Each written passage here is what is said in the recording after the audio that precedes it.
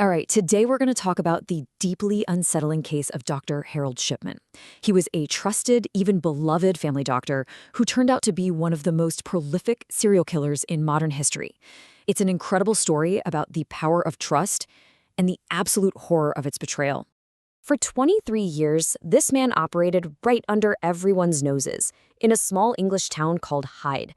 He murdered patient after patient. And honestly, he probably would have kept going if it wasn't for a single, almost unbelievably simple mistake. So what was it?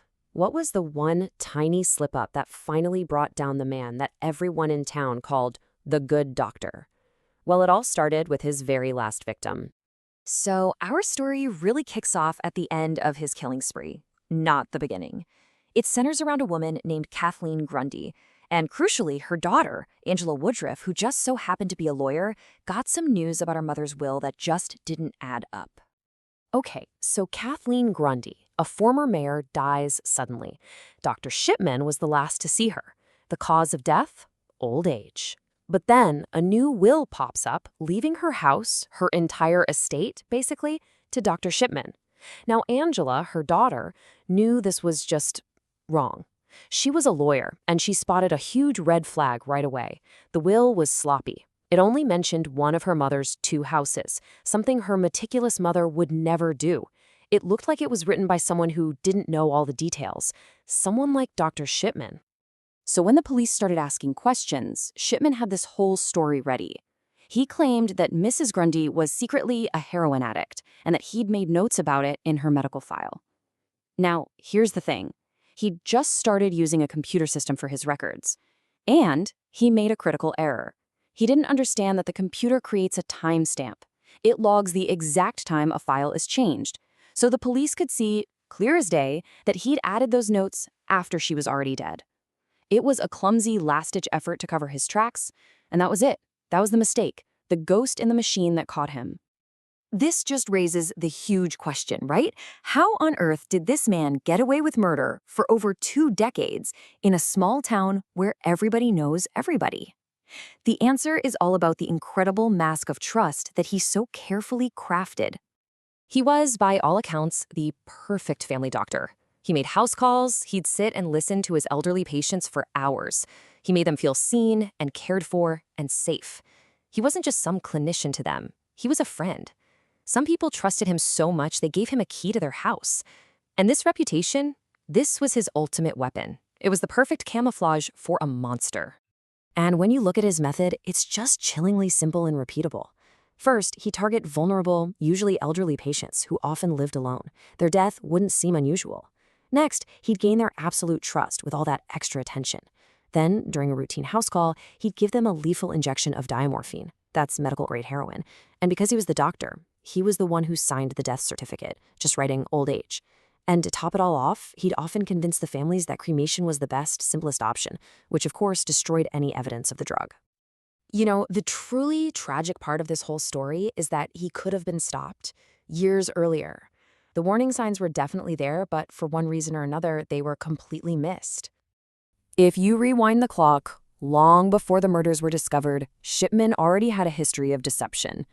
As a young doctor, he got hooked on a painkiller called pethidine. He was actually caught forging prescriptions for himself, got a small fine, and was sent to rehab. But, and this is the unbelievable part, he was allowed to keep his medical license. A year later, he just moves to Hyde, secrets and all, ready to start fresh. Flash forward to March 1998, just a few months before he was finally caught. Another local doctor, Linda Reynolds, started to notice something was deeply, deeply wrong. She just couldn't ignore the sheer number of Dr. Shipman's patients who were suddenly dying. The data that Dr. Reynolds put together was just staggering. Look at this. In a 3-month period, Shipman, with his relatively small practice, signed off on 16 patient deaths. Now compare that to her own surgery, which was 3 times bigger, and they only had 14 deaths in that same window. It just makes no sense statistically. The alarm bells were ringing loud and clear. So Dr. Reynolds did the right thing. She went to the authorities with her concerns, and the police did open an investigation. But Shipman's reputation as the good doctor was like a shield. His paperwork was perfect, they found nothing suspicious, and closed the case. It's heartbreaking to think about, but in the time between that failed investigation and his final arrest, Harold Shipman killed 3 more people. But after Kathleen Grundy's daughter raised the alarm about that will, the police came back with a new, much sharper focus. And this time, the whole house of cards started to come tumbling down.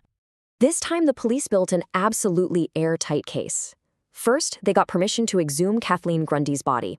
And bingo, it contained lethal doses of diamorphine. Second, the computer forensics proved he'd faked her medical records. But the real nail in the coffin? They found the typewriter he used for the will. It had a unique faulty key that perfectly matched the forged document. It was the physical proof they needed. With that undeniable trail of digital and physical evidence, the mask was finally ripped away. On September 7, 1998, the man everyone in Hyde knew and trusted as their doctor was arrested, and his decades-long reign of terror was finally over.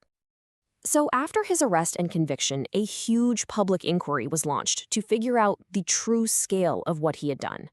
And what they found was, well, it was almost beyond comprehension. After this massive investigation, the Shipman inquiry came back with an official number.